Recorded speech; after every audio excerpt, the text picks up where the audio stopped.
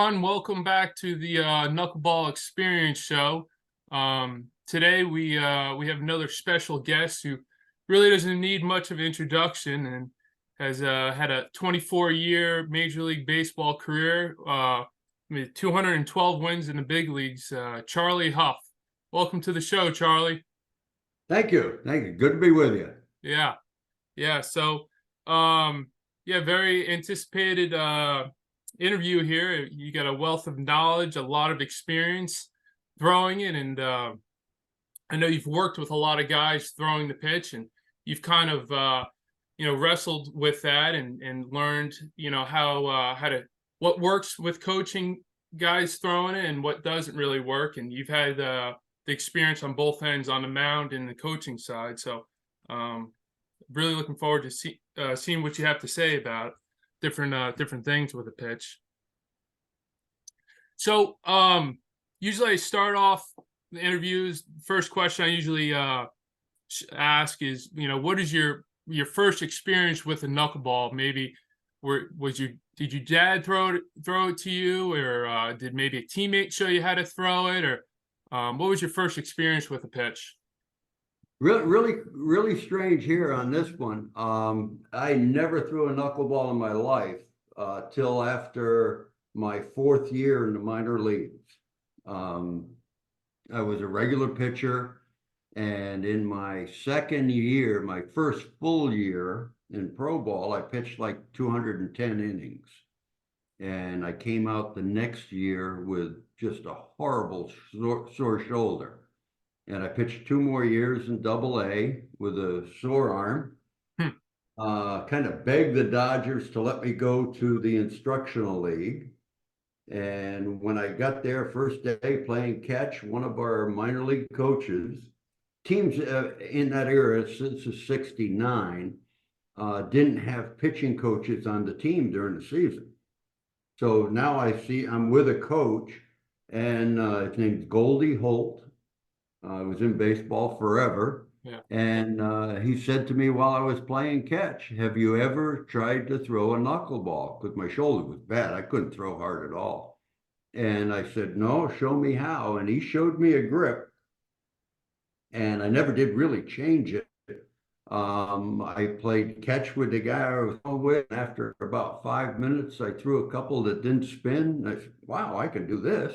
And I ended up telling Tommy Lasorda was the manager.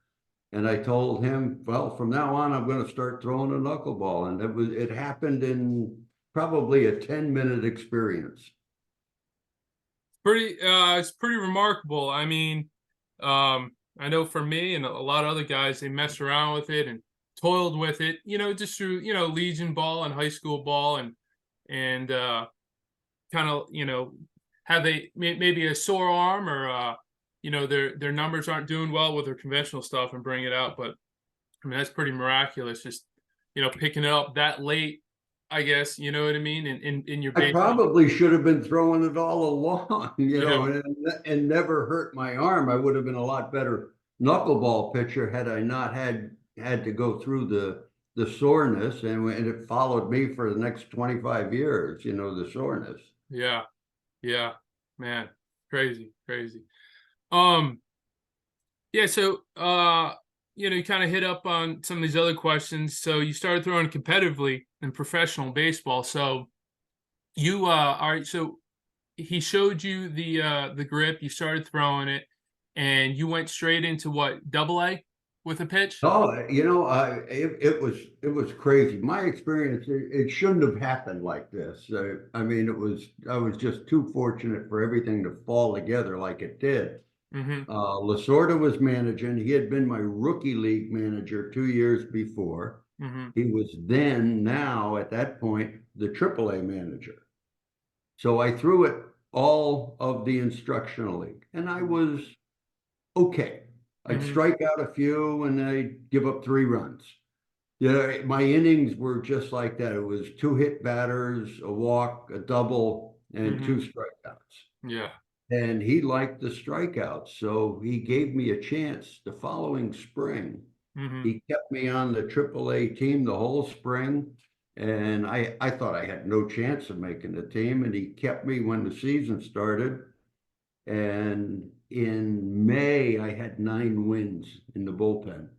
Out of the bullpen, it kind of went clicked, I Mm-hmm. guess you'd say. I got it over the plate, and he'd put me in. We had a great team, and he'd put me in behind, and we'd always come back and win, and I'd get another win.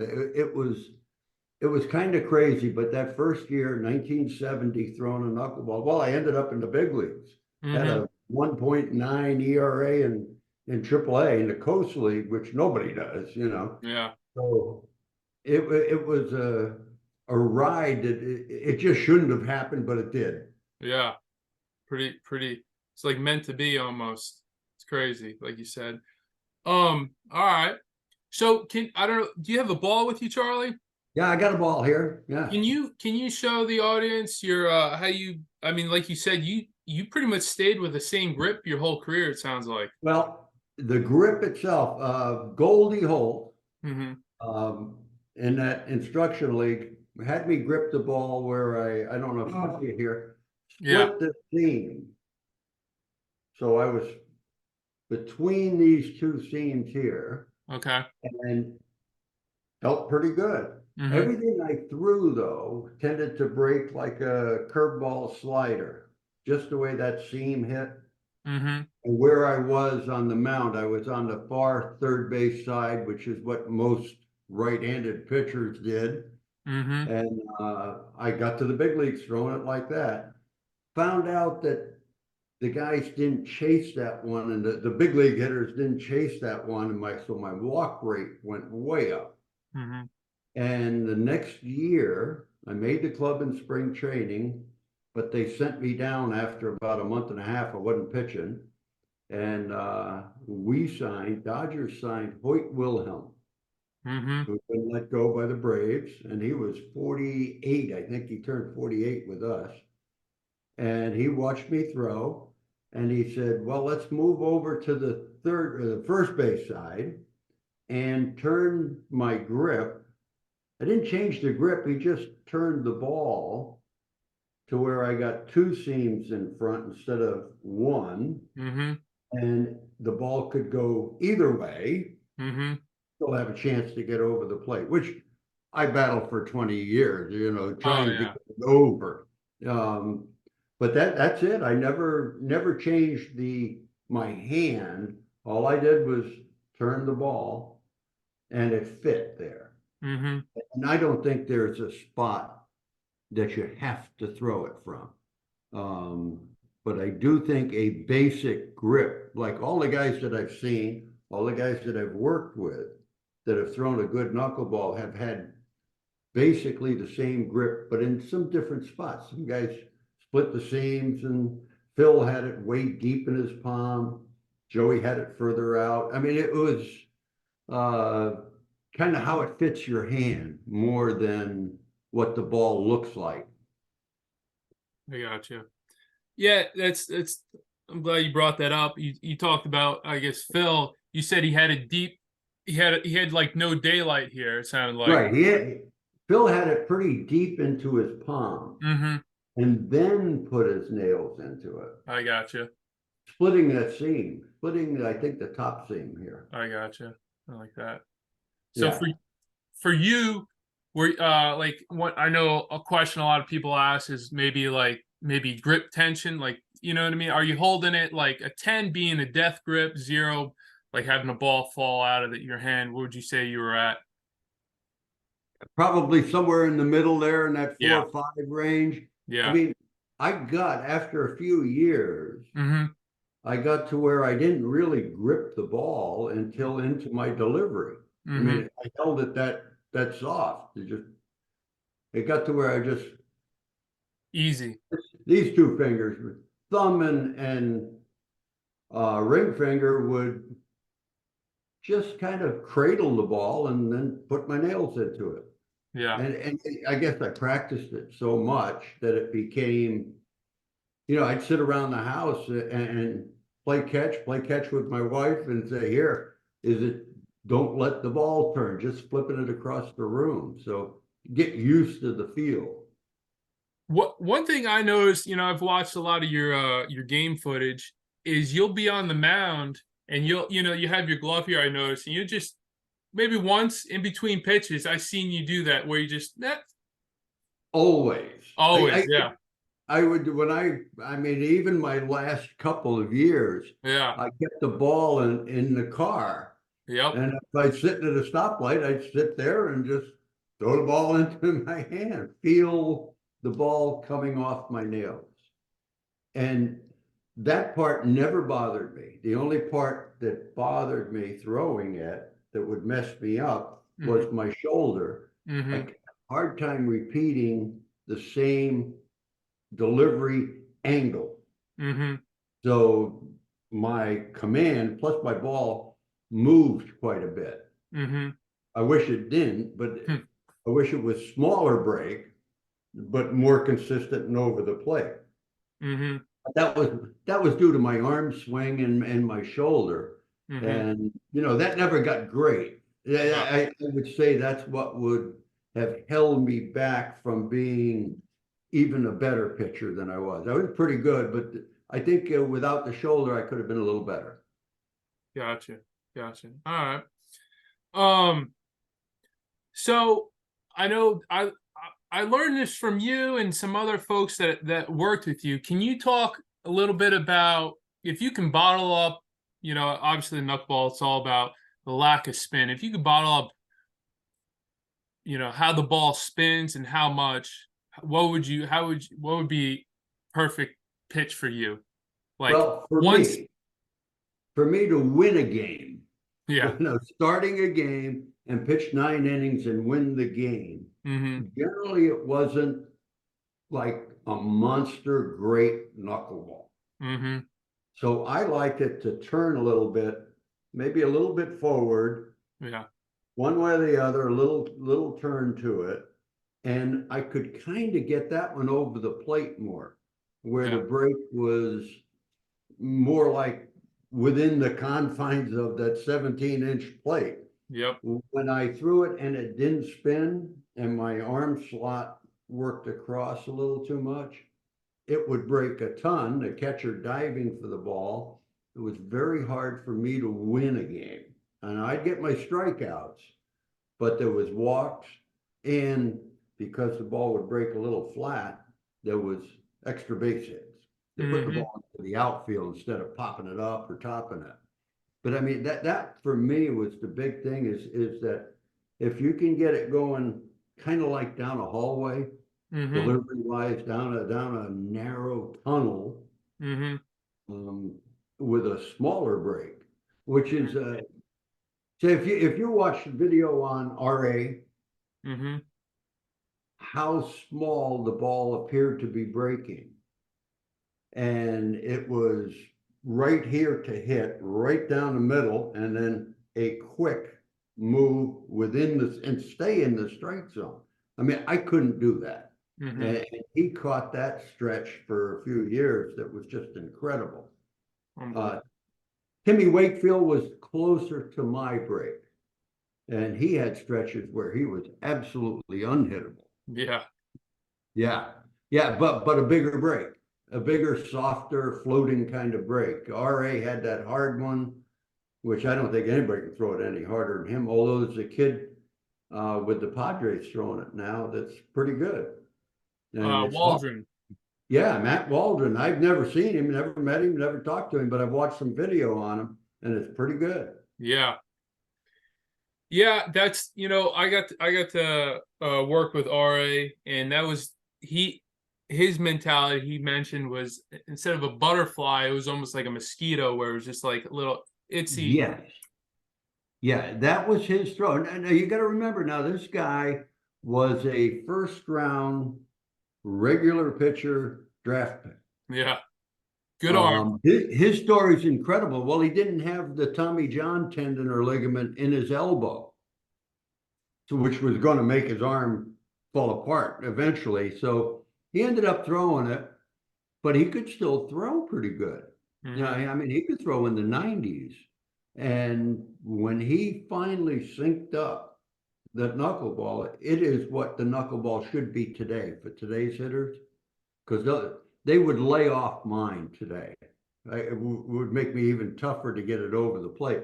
His style, I tell you what, the other guy that threw it like him, that was absolutely terrific, was Stephen Wright. Yeah. The video on Stephen, the ball was at the catcher's mask Mm-hmm. forever, and Mm-hmm. then a quick break. I couldn't with my arm the way it was in the arm slot, but these guys looked like regular pitchers and throwing a knuckleball. But their lines to the plate were very thin, very narrow. Down that, like I say, down a hallway. Mm-hmm. And when I see, youngsters trying to throw it, and a lot of kids, they think it's a slow ball, and it doesn't go real fast, but it's not a slow ball. Mm-hmm. You throw it out of your hand, you drive it at the catcher. Yeah. And I really believe that's kind of, if there's a secret to it, I think that's it. Phil, same thing. Yeah. I remember you shared a story with me once, and hopefully I'm recalling it right. You were having a conversation with one of your pitching coaches, and he was saying maybe you were throwing it too hard. And I think you guys set up a pitching machine, the wheel pitching machines, Yeah. and you just you set them up the same speed. It's going to act like a knuckball, and you guys set it up at 60, and then 70, 80 or something. Can you share that story with me? Well, when I first came up, Mm-hmm. and if I ran into problems in the games and stuff, the first thing coaches would say, well, you're throwing it too hard, Yeah. too fast. Yeah. Because all I did was throw it as hard as I could. Mm-hmm. You know what I mean? And I kept thinking, there's no way that that's wrong. Mm-hmm. In other words, when I threw it as hard as I could, I had a real good, smaller breaking knuckleball, but it was hard for me to continue to do it. So in the effort to throw it hard, I threw it wrong.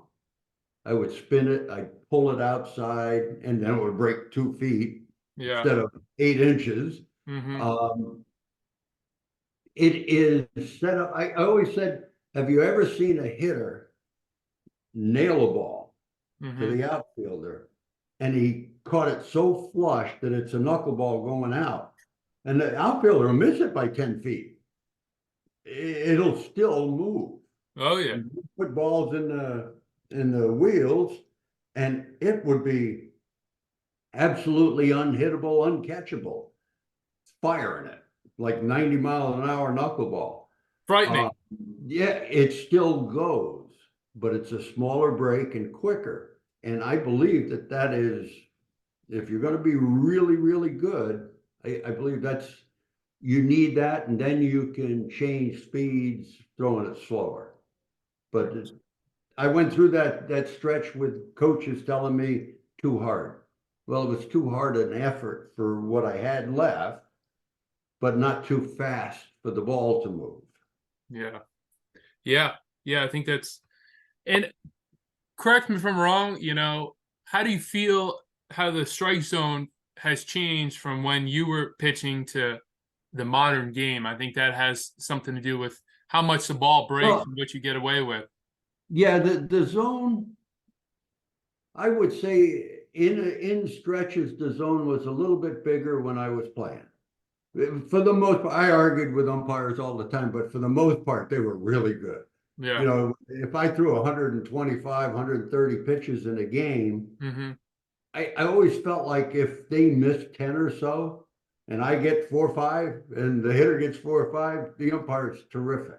Yeah. Uh, but I really feel the zone is lower today, Okay. which might make it better for me. I don't know.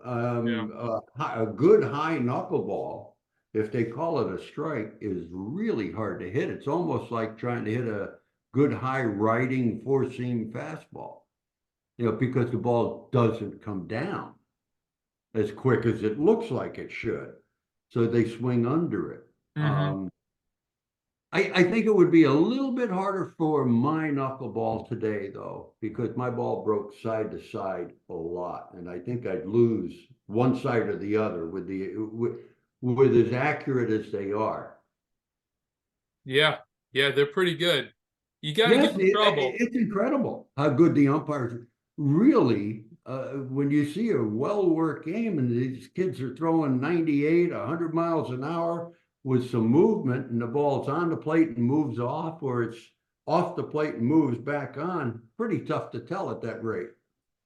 Yeah. Well, then there's a lot of accountability with, the whole, digital strike zone and they get scored and stuff, I think. Yeah, I've seen it when I've worked a couple of games, help fill in coach in the AAA level, Yeah. and it looks pretty good. Yeah. I mean, it's and you can challenge it. I guess they can replay it and stuff. Yeah. I think eventually it'll be in Major League Baseball, but I don't like any of it. I don't like challenging plays. I like good umpires, and when they make a call, you can argue it, and they can throw you out of the game, and we'll do it again tomorrow. Yeah. Yeah. I'm with you. Um, awesome. So, can, can you talk a little bit about maybe how your approach matured through your career? So like I know some pitfalls I've seen with throwing a knuckleball. Maybe when you first start, you're like, and you kind of touched on it where you're like, I want to throw the biggest moving thing, and versus a mature approach would be like, I just want late movement. Can you just talk about a little bit about how you matured with a pitch from when you started to the end of your But career? yeah, I mean, I went through a whole uh, 12 years of being a reliever, part-time fill-in starter, uh, short man, closer.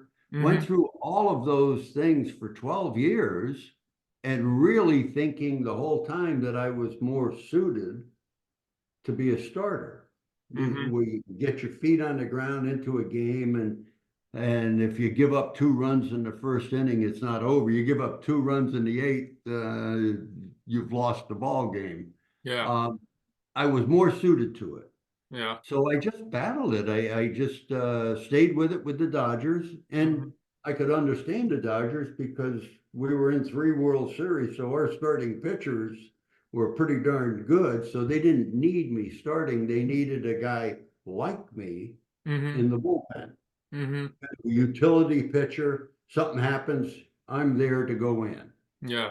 When I went to Texas, we ran into some starting pitcher problems, and I got a chance at the end of I think it was 81 season. After the strike, we had a big strike in 81. Okay. And after that strike, um, Don Zimmer, great man, super manager, loved him. Finally gave me a chance. He gave me, I think it was 5 starts in September, and I won 4 of them. Mm-hmm. And the next year I pitched opening day and won 16 games. So it was kind of freaky, where I was a utility guy. Yeah. And then I think I led the club in wins for like 6 or 7 straight years. Hmm. And I was 30, I don't know, 34 maybe at the time when Yeah. 33, I think, when I started. So it was a backwards career that really shouldn't have happened. But I was with the right people Mm-hmm. at the right times. And that is the difficulty for young pitchers today trying to throw a knuckleball is you have to be successful right away. You can't be bad. You can't have a horrible first year throwing a knuckleball because there's so many kids that throw hard, they're going to give them the opportunity. Mm-hmm. So they're not going to give a kid the chance to struggle, certainly not in the big leagues. Mm-hmm. If you're gonna throw a knuckleball and make it to the big leagues, you're gonna have to be a winner and pitch a lot of innings. So that's what my career kind of proved, is that you can be that guy that's the utility guy. Mm-hmm. You get a chance, you better win. Yeah. Yeah. Yeah. And you know how tough it is, and all the kids that have tried it. Wakefield's story is, the beginning of one of those things where I met him when he was with the Pirates, when he was a first baseman in Double-A, trying to learn a knuckleball. And we chatted a few times, and then I went to see him throw. And that year, 92, he came up with the Pirates and won like 8 games. Down the stretch, they get in the playoffs. He beat the Braves twice, and he's the greatest pitcher in the world. And the next year, he was awful, just lost it. And a year later, they let him go. I mean, he went from the best pitcher in the world to the worst, and the Red Sox took a chance with him, and he was a superstar, won a couple Mm-hmm. hundred games for him. So the stories are a little crazy. RA, same kind of thing. Yeah. Yeah, it's inspiring, it's not about strength. It's a finesse thing. It's a feel. For somebody that maybe doesn't throw that hard, has a chance if they make their mind up, if they're committed. And one thing I remember you shared with me is, and you kind of touched on it earlier, is you got to throw it short, throw it long, throw it on good mounds. You know what I mean? It's a Oh yeah, yeah. Conditions wise, it is. I think putting the ball in your hand and gripping your knuckleball, whatever, wherever it is, yeah. wherever on the ball, generally the grip is pretty standard. Mm-hmm. And so the size of your hand may matter into it. Yeah. But the more times you do that and play catch, I mean, I got to where if I picked up a ball in the dugout to play catch with somebody, I grabbed the knuckleball and threw it to them. The comfort of making that what you do, Mm-hmm. and making your other stuff, little curveball or slider or something, off of your knuckleball throw, not the Mm-hmm. other. You're not a regular pitcher that throws a knuckleball. And I haven't seen anybody really be good doing that. You're not a regular pitcher who uses a knuckleball. You throw a knuckleball and you use some other stuff once in a while. Yeah. Yeah. Yeah. It's such a feel thing. Um, can you talk to us a little bit about how you prepared before the season, during the season, in terms of, you know, um, did you try to throw off the mound as much as possible? Did you uh did you stay away from flat ground work? I know one thing you share with me, and with other folks, is you used to use the outfield wall, like the padded wall, and just get out there by yourself and get reps in. Yeah. When I became a starting pitcher, I Yeah. would the season would end. Mm-hmm. I'd take almost a month off, Okay. wouldn't throw. Yeah. Then I'd start run. I ran a lot. I did a lot of long distance running. I'd run 5 to 10 miles, Mm-hmm. just so I would never be tired on the mound. Yeah. And then in December, I'd be throwing batting practice twice a week, and I'd throw for half hour from 60 feet on the mound, Yeah. letting guys hit the ball, throwing fastball Yep. straight, just to get my arm in shape and my body in shape, so that when January came around, I could throw, a lot of pitches without breaking down, Mm-hmm. and then I'd start working on the field, which for me came pretty quick. I could get the feel pretty quick. The most important thing for me was to throw. Mm-hmm. If my arm didn't bother me, I threw it pretty good. Okay. And my command would be pretty good. So that's what I practiced most of the winter.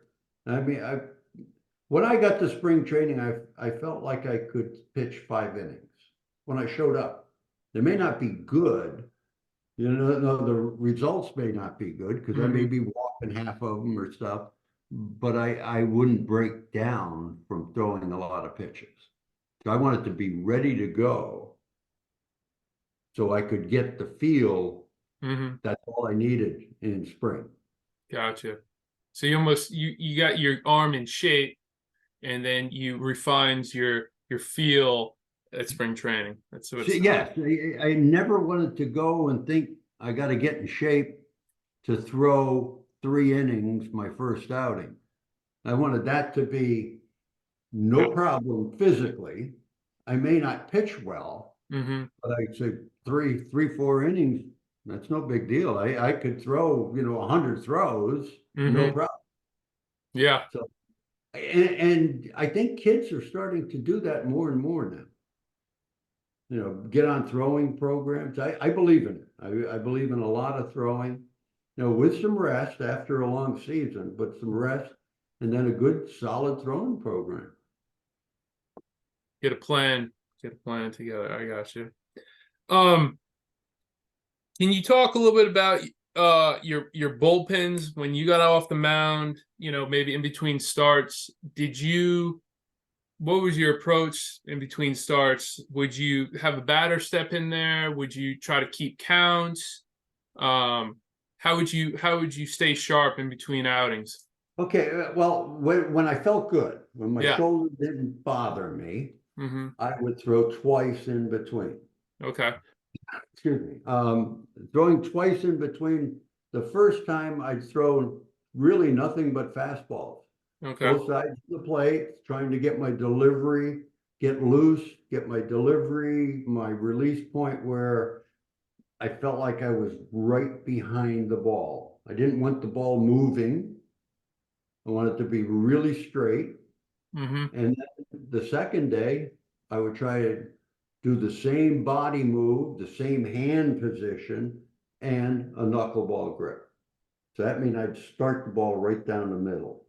Um, but when I didn't feel great, I'd go to one pen in between Okay. and almost all knuckleballs.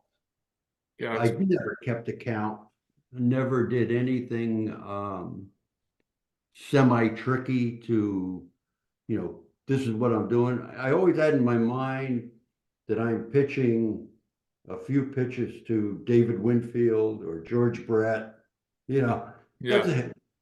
it. Excuse me. Yeah.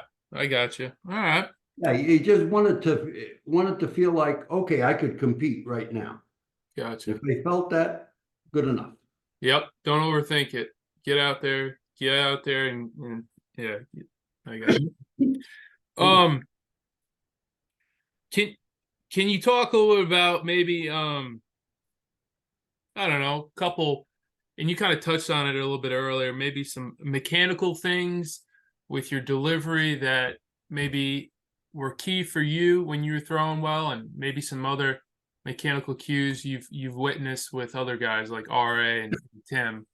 Yeah. Um, Well, when I first started throwing it, yeah.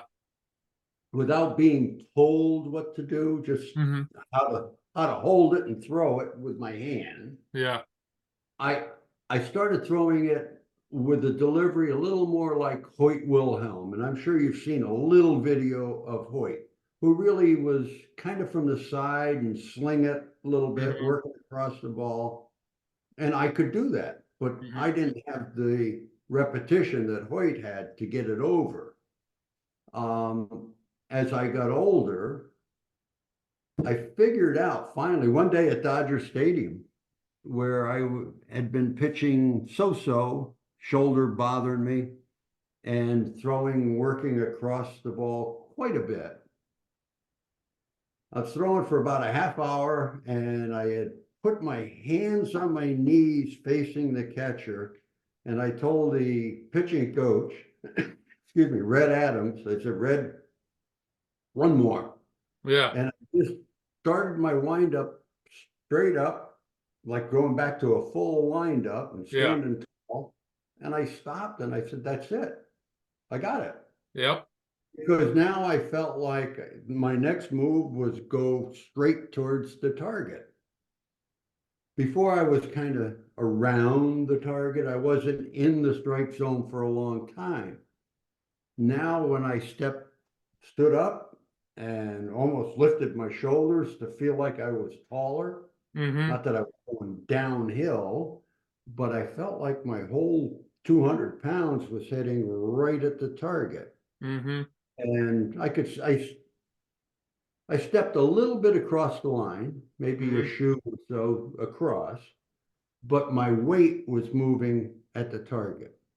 And I found that my stuff got tighter Mm-hmm.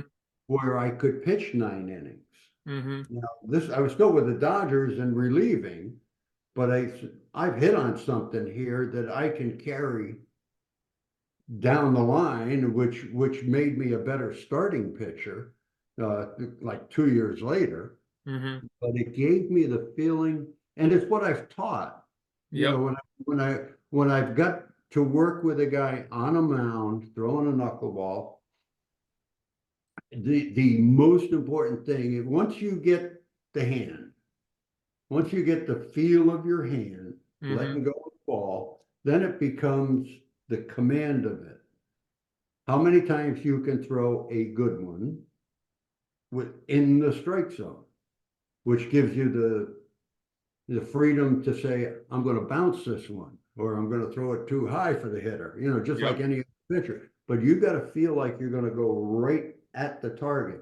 And with teaching some guys, that's what I would stress is that you're throwing the ball down that narrow hallway, all of your weight's going right at the target, and your hand will feel like you're right behind the ball. You're never working across it. You can throw a great knuckleball, which is what I would do. I mean, I really had a good knuckleball that would break way too much. And I spent a lot of time trying to get that feel of going straight ahead. And like RA was very tight lines. Um, Timmy was a little bit wider, but what really good. I don't know if I've ever worked with anybody better at that than Stephen Wright. He had some bad luck with injuries, but boy, he was good. He You know, was. yeah, I mean, he was really, really good. There was about a 2 year stretch there before he got hurt that, I mean, it was amazing how good he was. It was just strike, strike, strike. He would look like a regular pitcher throwing strikes. Yeah, it was fun to watch. Um, yeah, yeah, I think that's a common thread I've seen, Charlie, just through my experience, working with Phil. He had his, everyone's a little different, but he taught talking about hopping towards the catcher. Oh, So he'd yeah. throw and he'd do like a hop. And everyone's different, but the idea is everything's going straight Yeah. forward. Phil is a great one to study because of his grip. He Yep. had a real short, his grip was very tight, so he was real short with his arm, Mm-hmm. and which I just wish I could have done that. Yeah. He was real tight and never went across. He was just right at the target and charging. And he was the first guy that, for me, watching him a lot, Mm-hmm. was, and I couldn't do it, but I could feel like I was doing it, which helped me, is that he had that little hop going forward. Yeah. Stephen Wright had that a little bit later on.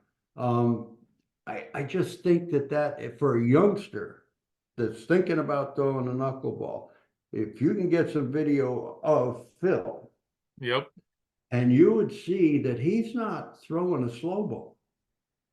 He's attacking the hitter straight ahead with all he had. Mm-hmm. He just didn't always throw it as fast as he could. Once you can throw it hard, then you can change speeds and become a real pitcher with it. Yeah. And I remember you shared a story, you said you were on a bus with was it Sandy Koufax about changing speeds? Can you share that story? Sandy, I with the Dodgers. I Yeah. was we were in San Francisco and Sandy was at the ballpark and something happened. I ended up having to start the game. Yeah. Okay, so I'm going to start against the Giants in Candlestick and that wind and stuff. And inside, sitting in the clubhouse, just me and Sandy in the clubhouse, he said to me, he said, "Hey, why don't you throw a couple of slow ones like you do messing around playing catch?" Mm-hmm. And I go, "In a game?" I mean, I would never think of doing that. And I said, "Well, I'll try it maybe." And I ended up with Jack Clark, who was a really good hitter. And I Yeah. had 2 outs and nobody on. How that happened, I don't know. But I just took one and I said, "Well, I'm going to throw it like I do messing around." And I just lobbed it up there. And it was like he swung at a real good changeup. He just kind of swing broke down and he hit a little roller to third for an out. And I thought, I have a new pitch.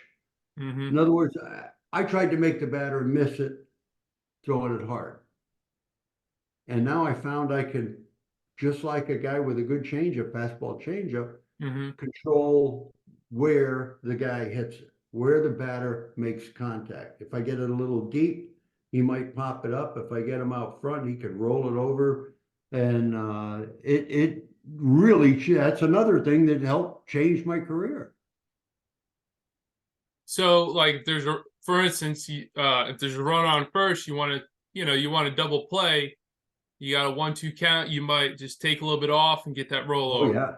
Okay. Yeah. There were hitters that I learned, they were stretching, we got to play against the same teams more often than they do today. So I faced some guys 100 times. Mm-hmm.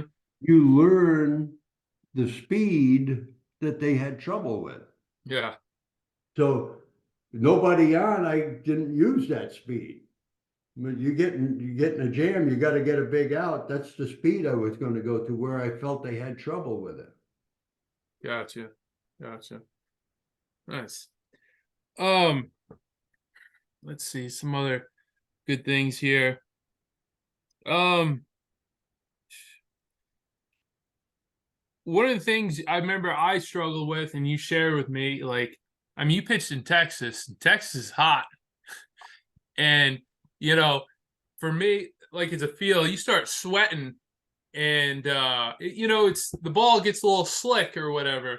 I remember you shared something. I don't remember you. There's to like keep the sweat off your hand. You used to use dirt a lot, not rosin. No, not right. When you get sweating a lot like you would at 100 degrees in Yeah. Texas, which I felt was an advantage. Okay. I loved pitching in really hard conditions because I wasn't going to get tired in it. Yeah. And maybe Roger Clemens will, but he never Yeah. did. Yeah, no, he didn't. Yeah. But the other guy would run out of gas in that seventh inning, and maybe I'd win. Yeah. Um, I found that I used a lot of dirt, no rosin. Yep. Even sweat gets tacky. After you grip the ball and it feels tacky, Mm-hmm. you know, I didn't want any of that on my hand. So I was always rubbing my hand and my arm in the dirt. And I wanted nice dry dirt that would stop the sweat from getting onto my fingers. Um, it helped, especially in Texas. And then when I went to Miami, we put some real just dirt behind the mound on the downslope of the back of the mound, and not clay, just dust. And I could just touch that, and the ball would feel. I don't know. I wanted the ball to feel like I just took it out of the wrapper. I didn't want anything to feel tacky or Mm-hmm. slick. Yep. I just wanted it to feel like a brand new baseball. Pretty good. So yeah, it can make a difference. The feel of your grip changes. In the heat in Texas, I had to file my nails a little shorter Okay. because it'd be like washing dishes. If you go wash dishes, your nails get a little softer in hot Yeah. water, and it would change during the game. But sometimes I'd have to file them during the game, shorten them up a little bit to keep the same feel. So my nails wouldn't bend more. So, I mean, there's some fine things, but I mean, it was just things I stumbled into. Mm-hmm. And I don't know how or why, but delivery wise, my hands sweating, dirt. So I was actually better pitcher in bad conditions. The condition that was tough for me was drizzly rain because my hand would get wet Yep. and then you wipe it off and it's got that little tackiness to the ball and now I'd spin it. Yeah, Yeah. that was the toughest one for me, but I could just love hot. Yeah. One thing I did, just a little tidbit, is I just got a sock, talking about the sweat thing. If you take weightlifting chalk, it's like Yep. that was what I preferred. So it looked like a rosin bag, but it was just chalk, so it wasn't tacky, and I just break it up, and I don't know. Wow. Yeah, I would never have thought of that, but that's the feeling that yeah, I wanted picking up a ball, is that it felt dusty, yeah, soft. Yeah. That nothing was going to make me stick to it. yep, And ring finger and thumb, if they grab the ball, they got to get out of the way. Yeah, you're yeah, going to get a little extra turn, and it's the difference between the ball biting quick yep, or pulled like a bad curveball, bad slider. yeah. So yeah, that's a great idea. It's not illegal. Can't get in trouble. It's Well, just I don't, the substance wouldn't be, but I don't know that you can take it to the mound anymore because the rosin bags in the big leagues, I think in the minor leagues too, are exact. They have to, that's the only thing that can be out there, well you know. But there would be nothing to put it on your hand. in You between can't the get pins. anything sticky. Let's put it that way. You're not Yeah, allowed to use anything sticky anymore. yeah, yeah. Um, yeah. There's some good insight there. It's not in the textbook. Um, can you obviously you had the great opportunity to work with Hoyt Wilhelm, Hall of Famer, Oh, and yeah. there's not a whole lot out there about him. I mean there's videos and a couple videos, but can you maybe share a story, what you maybe the big, and you touched on a little bit earlier about maybe what you learned from him and some of the big big things that you learned from his time in right Spokane. Yeah. Yeah. Yeah, we were together in Spokane in 71. Yeah. I think he turned 48 then. Um, in spring training, well, getting to work with him there, but in spring training, Yeah. the following year, 72, Mm-hmm. in Vero Beach, it's Florida, was always windy in the spring. And I'd see Hoyt, we'd be out shagging for batting practice, standing in the outfield. Yeah. And I'd see him walking around, and he'd always walk to where if we played catch right there, Yeah. he'd be throwing into the wind. And I'd see him walk, and he'd get there, and he'd go, "Hey, let's throw some." And okay, I'm not going to say no, Hoyt. I want you Yeah. over here, Yeah. And he would beat me up. I Yeah. mean, and he would tell me, don't throw it hard because he couldn't see very good. He had a bad eye or something. Yeah. And so I got to lob it back to him and he would hit me all over with it. I mean, it was crazy how good his arm action was not what I would teach, but his hand letting go of the ball, it never turned. Really? His ball just boom, perfect, nothing. Like every time he threw the ball, he was that good.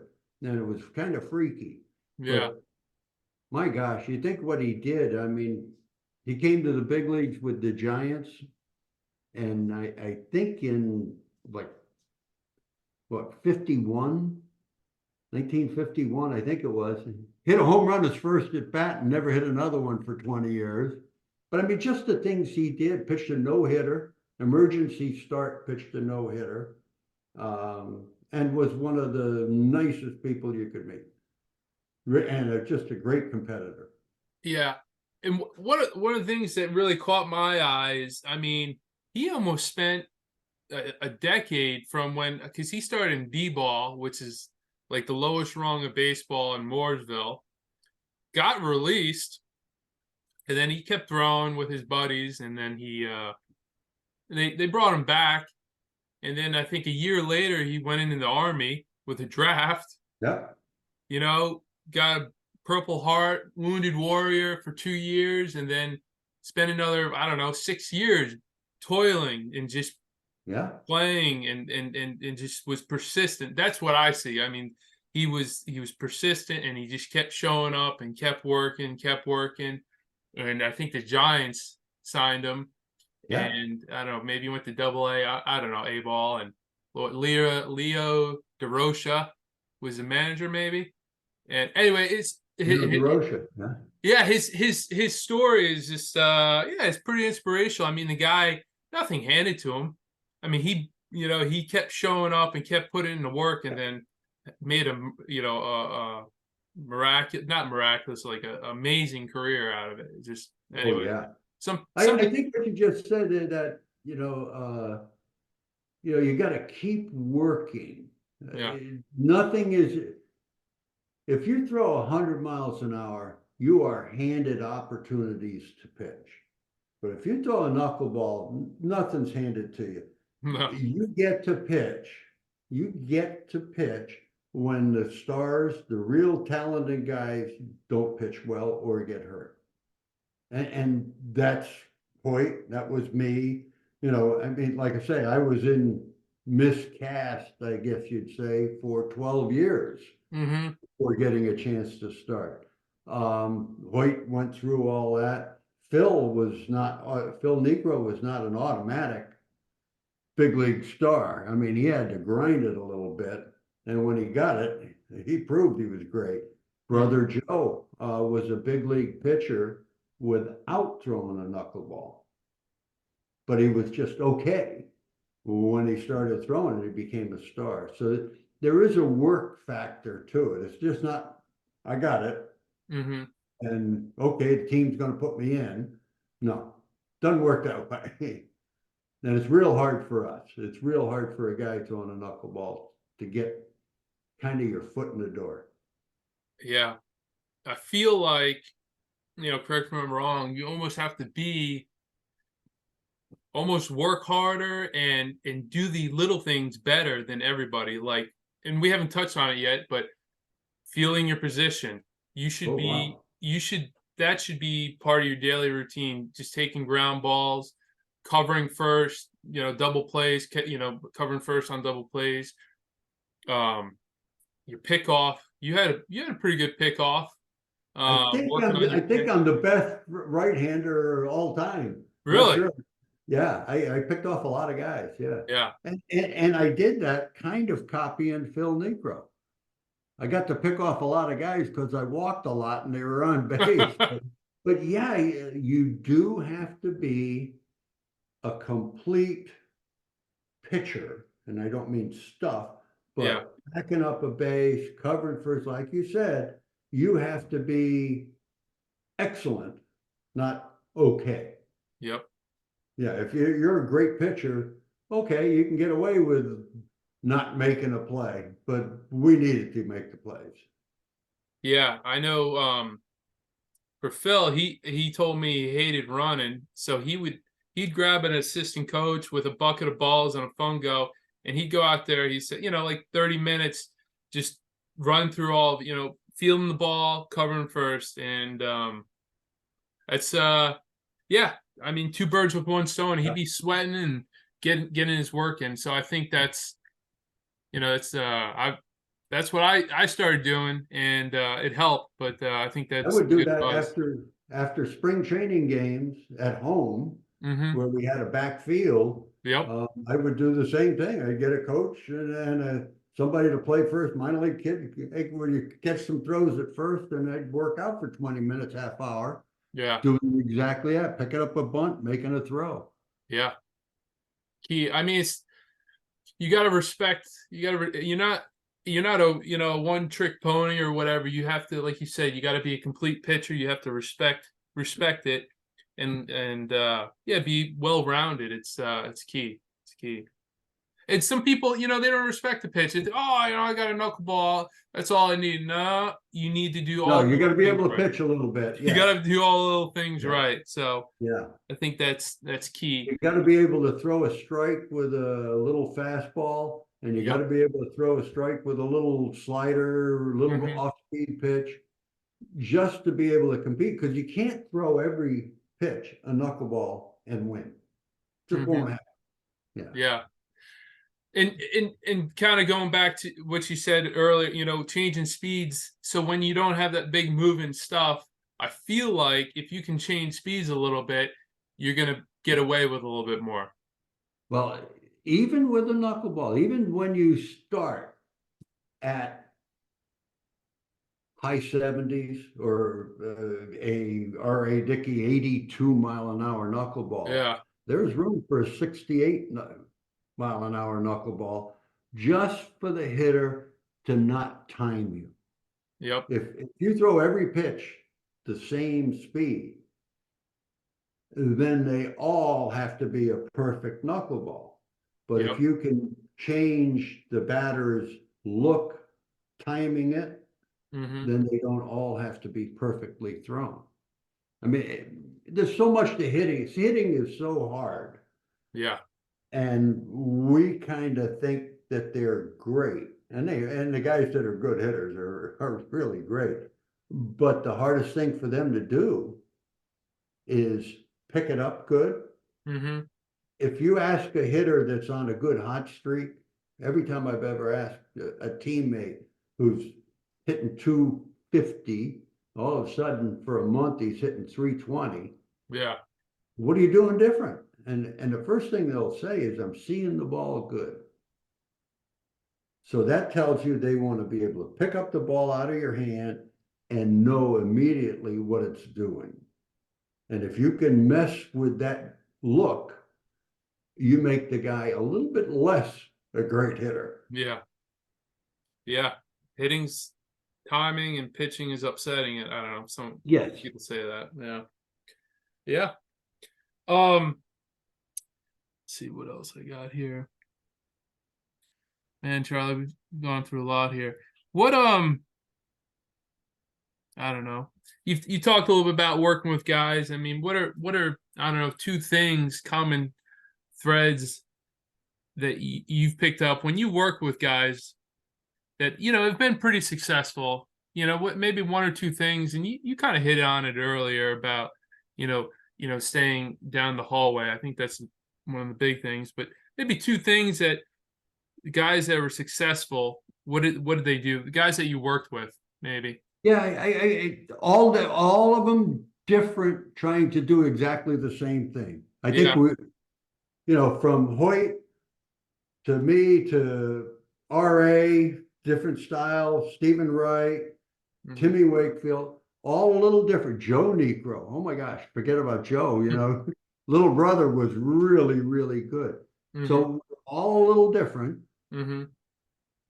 trying to do the same thing to the ball. So Hmm. you watch a guy throw it, and then my thought was typically, let's get you online, because most of them are offline.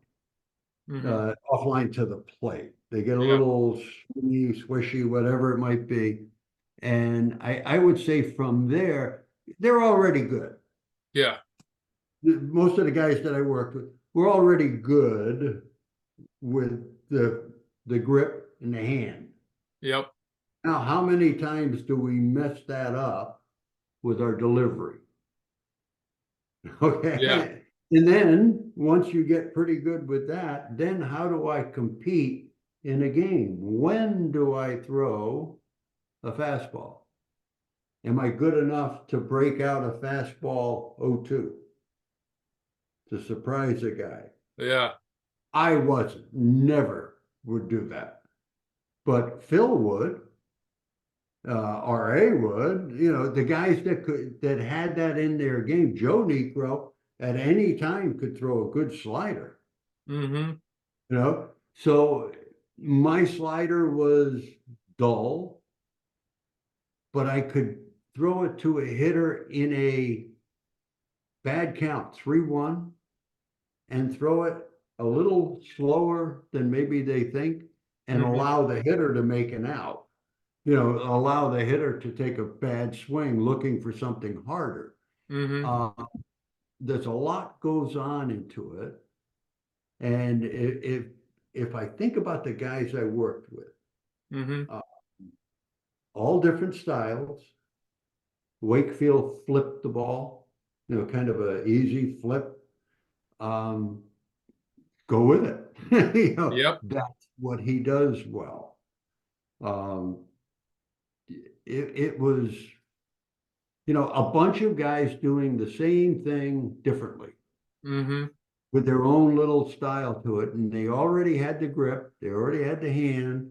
Then it becomes, how do I become a big league pitcher with this? And it can take a while. It can come tonight. Yeah. If you have that feel, Yeah. like Wakefield did, go from a double-A first baseman to winning 2 complete games in the playoffs in less than a season. Yeah. Yeah, I mean, you can't do it. You can't Yeah. do it. He did. I Yeah. mean, that's how good he was. Yeah. Yeah. Pretty remarkable. Pretty Yeah. remarkable. Yeah.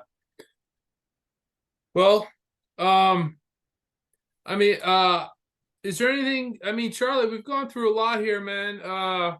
Is there anything that I don't know, maybe you thought about, you feel like should be shared with somebody, a prospective pitcher, or any closing thoughts or Well, things that you wish maybe that you knew when you first started with? well, I don't know. I don't know if that's, an important thought for me anyway. I mean, as kids, we all Yeah. wanted to be big league ball players. Oh yeah. I wanted to play third base for the Red Sox. Yeah. That wasn't going to happen. Yeah. And then we ended up thinking, well, I was going to pitch, Yeah. and that ended up with my shoulder wasn't going to happen. I think you have to have that dream Mm-hmm. and pursue it, and don't let anything interrupt on the way.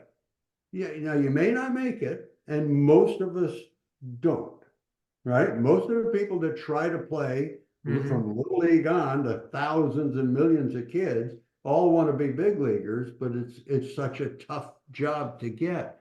But I hope that somebody will keep throwing a knuckleball forever. Yeah. And I know there's room in the big leagues for more than one, that's for sure. And Yeah. right now, there's only one knocking on the door to be a regular big league pitcher. But I just hope that guys like that you work with, you're going to find some kid, maybe one day, a 15, 16-year-old kid who can pitch a little bit, but isn't a big league talent. Not quite going to be throwing 100 miles an hour, can throw 90.